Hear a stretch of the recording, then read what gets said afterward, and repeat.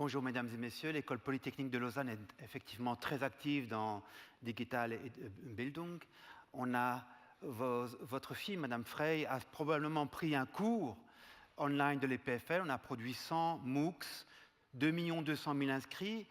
Votre fille, Madame Cadouf, devrait prendre les robots de l'EPFL. On a vendu 42 000 petits robots pour apprendre la programmation dans les écoles. On a aussi ouvert un incubateur EdTech.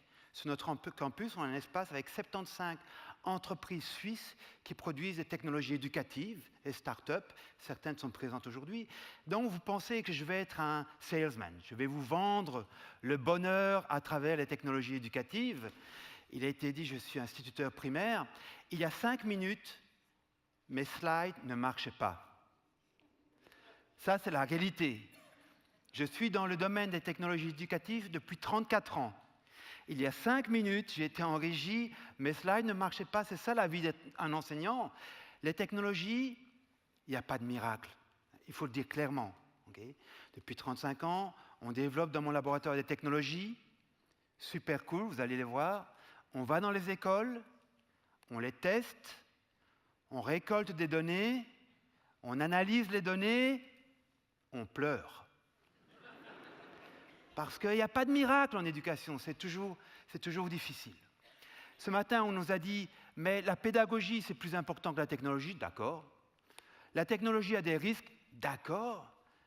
Mais je voulais vous dire une chose. Le futur n'est pas écrit. On peut avoir des comités de réflexion, écrire des stratégies. Le futur n'est pas écrit. Je répète, le futur n'est pas là. Il n'existe pas. C'est ce qu'on va inventer, c'est ce qu'on va en faire.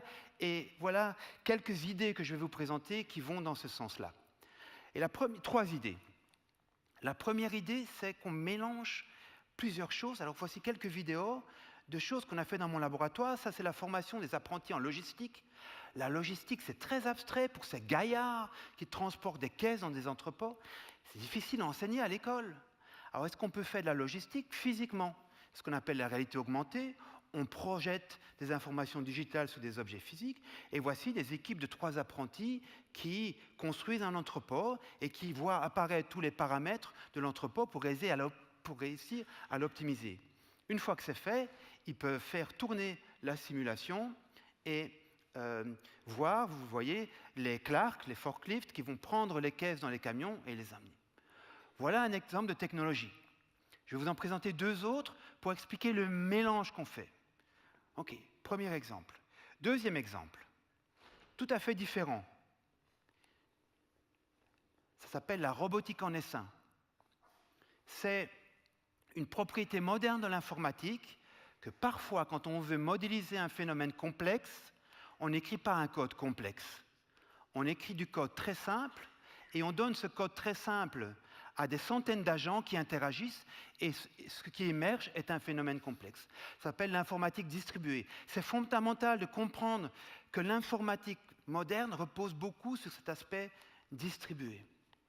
Troisième exemple, totalement différent, l'analyse des besoins de formation. Voici les offres d'emploi en Suisse. À gauche, vous avez les différents métiers.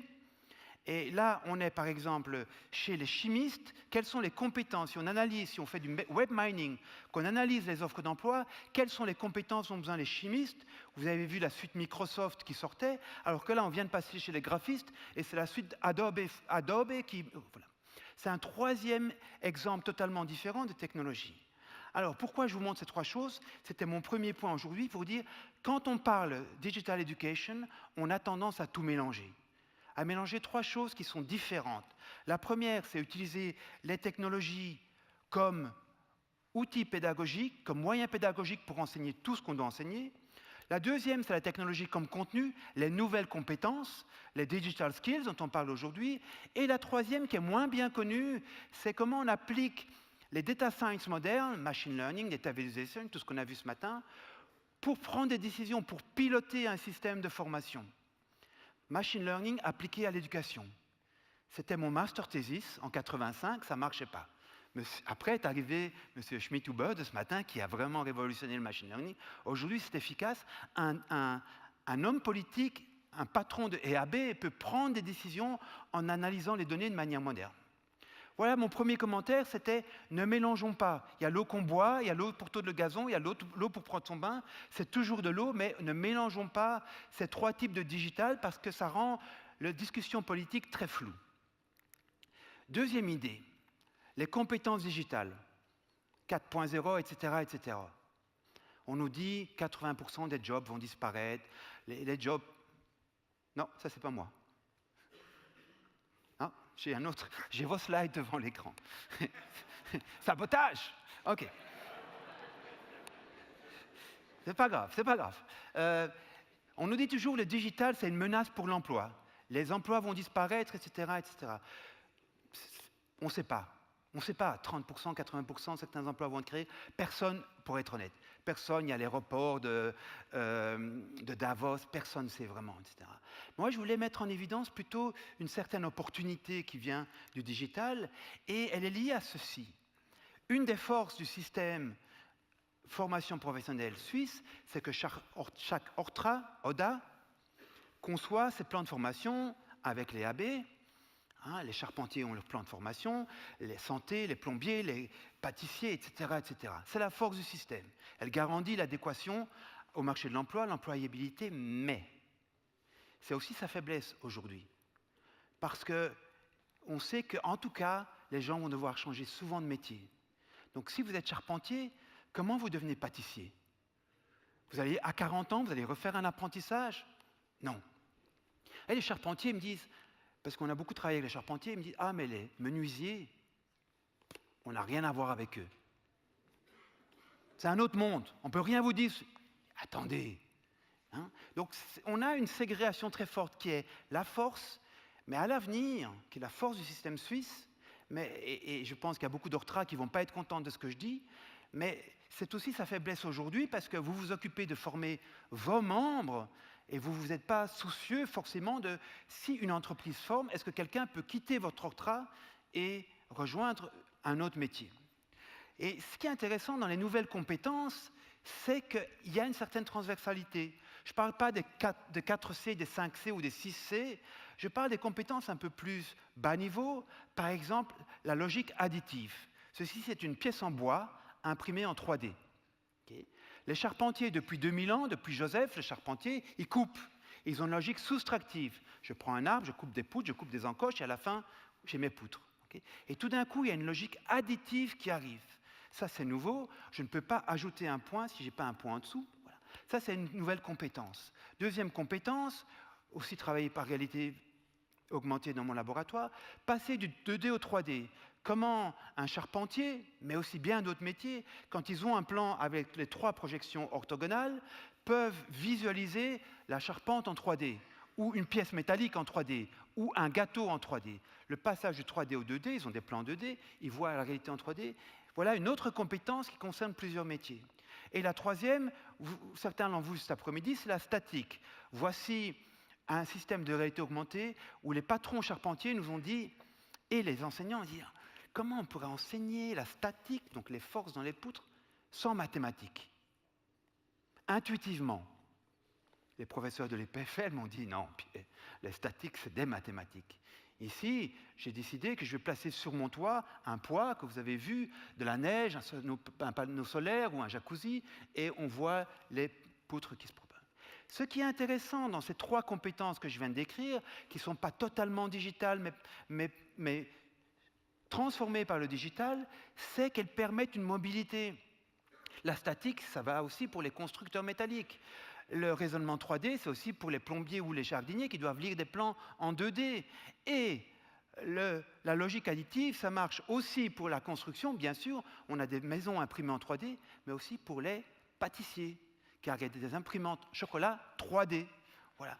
Donc, ce qui est intéressant dans ces compétences, on les voit toujours comme une menace, mais elles donnent à nos apprentis aussi peut-être un futur dans la mobilité. Les ORTRA, c'est fantastique. La mobilité, c'est très important. Qui s'en occupe? Et la 4e de ces compétences, ou la plus importante, a été mentionnée par Madame Kadouf, évidemment, c'est la pensée computationnelle.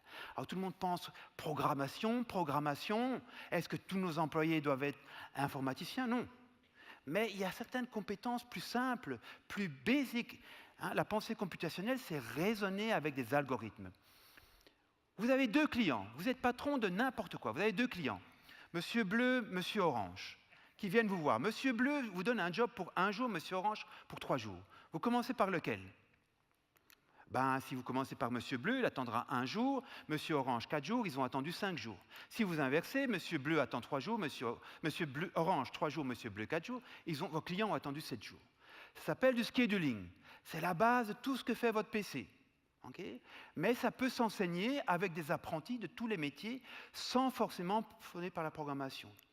Un autre exemple, c'est ce qu'on appelle, à la base du machine learning, c'est optimal stopping. Vous voulez vendre une maison 830 000 francs. Non, vous voulez la vendre 900 000 francs. Le premier client vous propose 23 000 francs. Il faut répondre tout de suite. Il dit non. 820, ben non. 845, 895. Vous vendez ou vous ne vendez pas? À quel moment vous décidez que vous avez assez de data pour prendre une décision ou vous avez besoin de plus de données pour prendre une décision? Exploration, exploitation. Exploitation, j'ai les données, je prends une décision basée là-dessus. Exploration, je dois encore accumuler des données. C'est la base du machine learning. Okay. Il y a des algorithmes là-bas, on n'a pas besoin de rentrer dans ces algorithmes, ils sont très complexes. La réponse officielle, c'est 37%. C'est la preuve. Si vous savez que vous aurez N clients, à 37%, le premier qui est meilleur que tous les précédents, vous le prenez. La même chose s'applique à choisir son épouse. Philippe, tu as rencontré une épouse, une potentielle, une deuxième, une troisième, et un jour, tu as dit c'est la bonne. Voilà, optimal stopping, mais peut-être que le lendemain, voilà. Donc, ce n'est pas que des problèmes purement techniques, c'est des problèmes, on peut penser les algorithmes à la vie quotidienne. Les graphes, ils savent tous que c'est un graphe, sans le savoir, mais les graphes, c'est la base du raisonnement informatique. Un graphe de réseaux sociaux, le corps est un graphe dont les organes sont connectés par des fluides divers, le trajet dans une ville, c'est un graphe. Voilà, pouvoir raisonner sur les graphes. Voilà. La note d'espoir ici, c'est que toutes ces compétences computationnelles, elles ne sont pas seulement une menace pour l'avenir des métiers, elles sont aussi une chance d'avoir un peu plus de perméabilité entre les métiers. Et la question qui se pose un peu aujourd'hui, c'est qui va s'en occuper? Quel ORTRA ou quel EHB va prendre ça? Parce que ce n'est pas spécifique à votre métier. Et je finis par un dernier exemple au niveau 1, une technologie qu'on utilise pour tous les métiers, ça s'appelle Rialto. L'idée est assez simple, il y a un gap entre les compétences qu'on travaille dans l'entreprise et celles qu'on voit à l'école. Ce gap, il est naturel, c'est un système dual, c'est fait pour. Est-ce qu'on peut capturer l'expérience sur le lieu de travail pour que les enseignants l'exploitent à l'école? Ça s'appelle Rialto, c'est une plateforme qu'on a développée. En gros, les apprentis prennent des photos chez le patron et elles arrivent en classe et le prof peut les exploiter dans le son pour lier ce qu'il est en train de dire à leur expérience chez le patron. Voilà, ça c'est quelque chose qui existe déjà. Il me reste 1 minute. Je vais vous montrer quelque chose un peu plus marrant. Donc on l'utilise dans pas mal d'écoles en Suisse également. Voilà, un des membres de Rialto a dit, tiens, mais en fait, quand on a un bouquet de fleurs qu'on a fait chez son patron, est-ce qu'on peut faire quelque chose que la réalité ne nous permet pas de faire? Je change la couleur de mon bouquet. Et en fait, ce que vous avez vu avant en logistique, c'est quelque chose qui n'existe pas dans la vérité. Personne ne peut changer un entrepôt avec 2 doigts. En fait, ces technologies nous font échapper à la réalité. En fait, dans une structure, vous ne voyez jamais. Dans la réalité, on ne voit jamais les forces. Et il y a quelque chose de nouveau qui est arrivé maintenant, c'est l'idée que ce n'est pas seulement qu'on va essayer d'amener la réalité en classe, mais qu'on va pouvoir permettre à un apprenti d'aller explorer des variations de réalité. Donc ce jardinier-là, vous avez vu, il court vite à son bureau parce que c'est un employé très sérieux, et il a lancé un drone qui a modélisé son jardin, et maintenant il peut faire des choses qu'on ne fait pas dans le vrai monde. Il peut dire, je vais planter des arbres. Je vais planter des arbres dans mon jardin virtuel. Voici, voilà, il va planter un katsura à cet endroit-là. Vas-y, merci. Voilà, un deuxième, merci. Un troisième, on va accélérer un petit peu. Voilà. Donc ça, c'est des choses qui ne sont pas très poussées, c'est des logiciels, on a fait tout ça avec des logiciels gratuits, ce n'est pas des advanced technologies. Il construit son jardin, ça c'est encore assez proche de la réalité, et une fois qu'il a construit son jardin, évidemment, il peut aller se promener dans son jardin. Ça, ce n'est pas très original. Après, ce qu'il veut faire est plus marrant. Quand vous avez fait un jardin, l'art un peu d'un jardinier, c'est de dire, mais en fait, ce jardin, comment il aurait l'air dans la saison prochaine? Donc pour faire ça, il va cliquer sur, voilà, ça c'est son jardin, il va demander à quoi il ressemblera au printemps, en été, en hiver, en automne. Il me reste 10 secondes. Il va demander, et dans 1 an, et dans 2 ans, quand les arbres vont grandir. On peut explorer des univers nouveau. Pour finir, on a une expérience professionnelle limitée chez son patron, et si on utilisait le digital pour élargir l'expérience bien au-delà de ce qu'on peut faire chez son patron. Tous les patrons ne sont pas fantastiques. On peut aussi demander, par exemple, comment les ombres vont varier selon qu'on soit le matin. Certains patrons sont fantastiques, mais pour l'apprenti qui n'a peut-être pas les mêmes expériences, il peut découvrir d'autres mondes. Voilà. Notre approche à Leading Horse, c'était toujours de capturer l'expérience, mais ce qu'on a décidé à partir de maintenant, c'est aussi de leur permettre d'être dans l'expérience. Je vous remercie.